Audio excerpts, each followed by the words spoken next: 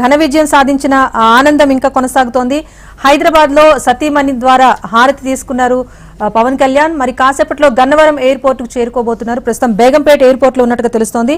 అక్కడ నుంచి మరింత సమాచారాన్ని మా ప్రతినిధి ఏవై స్వామి అందిస్తారు. స్వామి,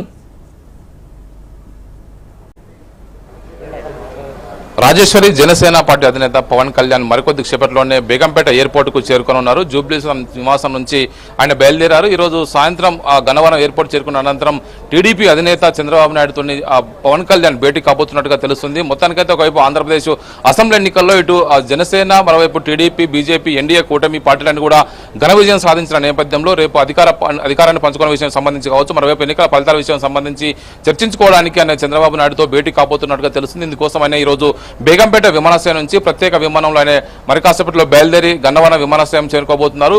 కొద్దిసేపటి క్రితం ఆయన జూబ్లీస్ నివాసం నుంచి బయలుదేరారు. మరికొద్ది క్షణాల్లోనే ఆయన ఇక్కడికి చేరుకోబోతున్నట్టుగా సమాచారం అందుతుంది. పవన్ కళ్యాణ్ బేగంపేట ఎయిర్పోర్ట్కి వస్తారని తెలిసి జనసేన కార్యకర్తలంతా కూడా ఇక్కడికి పెద్ద ఎత్తున కూడా చేరుకోవడం కోసం వస్తున్నట్టు తెలుస్తుంది. ఒకవైపు ఆయనకు సంబంధించిన పూర్తి భద్రత విషయంలో కూడా పోలీసు అధికారులను కూడా పూర్తిగా భద్రత కల్పించారు. మరోవైపు ఆంధ్రప్రదేశ్లో ముఖ్యమంత్రిగా చంద్రబాబు నాయుడు అధికార పగ్గాలు చేపడతారు. ప్రభుత్వంలో జనసేన పార్టీ ఎలాంటి పార్టిసిపేషన్ ఉంటుంది, బీజేపీతో కలిసి ఒకవైపు ఇండియా కూటమిలో భాగస్వామ్యంగా పనిచేస్తున్నారు కాబట్టి ఇటు బీజేపీ, జనసేన, టీడీపీ మూడు పార్టీలు కూడా ఇటు లోక్సభ ఎలక్షన్స్ లో, మరోవైపు అసెంబ్లీ ఎలక్షన్స్ లో అద్భుత విజయం సాధించిన నేపథ్యంలో దీనికి సంబంధించి పార్టీ శ్రేణుల్లో కూడా పెద్ద ఎత్తున కూడా ఆనందం వెల్లువెత్తుతుంది. రాష్ట్ర వ్యాప్తంగా ఆంధ్రప్రదేశ్ లో, మరోవైపు బయట టీడీపీ, జనసేన, బీజేపీ అభిమానులంతా కూడా తెలుగు రాష్ట్రాల్లో కూడా వారి అభిమానులంతా కూడా పెద్ద ఎత్తున కూడా హర్షం వ్యక్తం చేస్తారు, ఆనందాన్ని పంచుకుంటున్నారు. ఒకవైపు వైసీపీ ఒకవైపు ఓటమి తర్వాత సంబంధించి వైసీపీ ఒకవైపు సింగిల్ డిజిట్ కే పరిమితమైందనే చర్చ అయితే కొనసాగుతుంది. సంబంధించి ఎర్లీ పోలింగ్ ట్రెండ్స్ అని కూడా అవే సూచిస్తూ ఉన్నాయి. మరోవైపు దీనికి సంబంధించి జనసేనకు సంబంధించి నిలబడ్డ అభ్యర్థులంతా కూడా విజయం సాధించడం ఆ పార్టీలో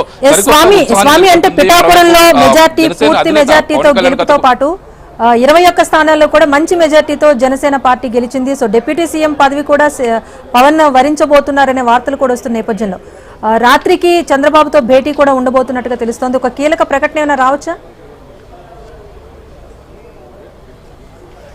మీరు అన్నట్టు కూడా ఇప్పటికే జనసేన నిలబడ్డటువంటి 21 మంది అభ్యర్థులంతా కూడా అసెంబ్లీలో గెలుపొందారు, పార్లమెంట్ కూడా గెలిచినటువంటి నిలబడ్డ అభ్యర్థులంతా గెలుపుతున్నారు.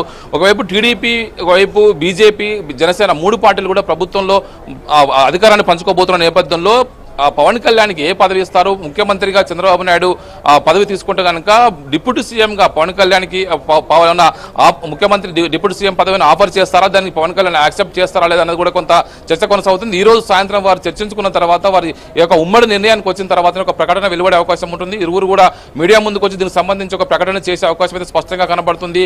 రాష్ట్రంలో ఒకవైపు ఆంధ్రప్రదేశ్లో ఒకవైపు రాష్ట్రం సంబంధించి అనేక కీలక అంశాలపైన కూడా ఇదంతా కూడా కలిసి పనిచేశారు.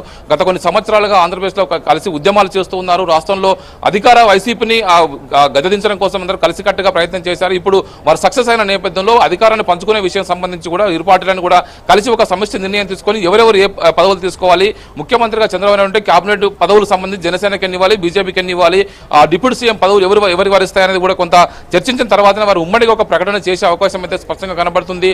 పవన్ కళ్యాణ్ మరి కాసేపట్లోనే ఇక్కడికి రాబోతున్నారు. ఇక్కడ నుంచి బేగంపేట ఎయిర్పోర్ట్ నుంచి ప్రత్యేక విమానంలో ఆయన విజయవాడ గన్నవరం ఎయిర్పోర్ట్ చేరుకుని అక్కడ నుంచి ఆ తర్వాత సాయంత్రం చంద్రబాబు నాయుడుతో భేటీ అయిన తర్వాత పలు చర్చల తర్వాత ఇద్దరు కలిసి ఒక ఉమ్మడి ప్రకటన చేసే అవకాశం కనబడుతుంది. Rajeshwari, right, thank you Swamy.